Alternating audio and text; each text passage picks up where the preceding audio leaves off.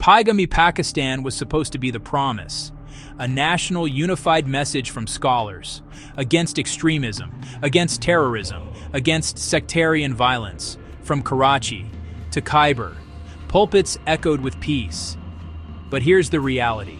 The state doesn't enforce the message. The military overshadows civilian authority. That promise doesn't land, it drifts. Let me lay out the mission.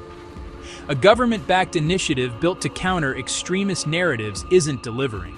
On paper, it's a consensus fatwa. In practice, it needs teeth, policy guardrails for public spaces. Those guardrails are missing. Now, the context. In 2025, Pakistan passed the 27th Constitutional Amendment. It reshaped the chain of command. It expanded the military's role. It weakened civilian oversight, even over the nuclear program. Power centralized under one figure across all three services.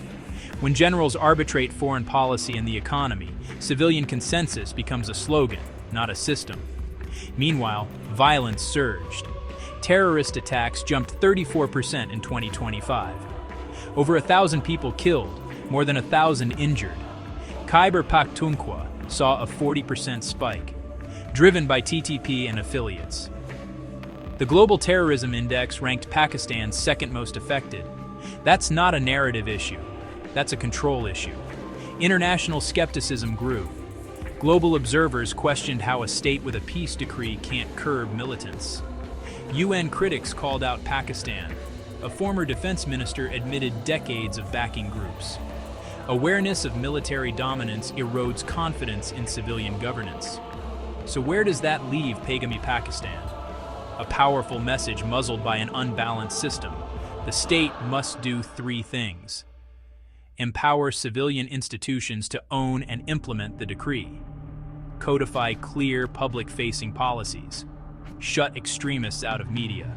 Shut extremists out of mosques. Shut extremists out of campuses. Restore independent oversight over security policy so rule of law, not rule of men, sets boundaries. Promise without power is PR.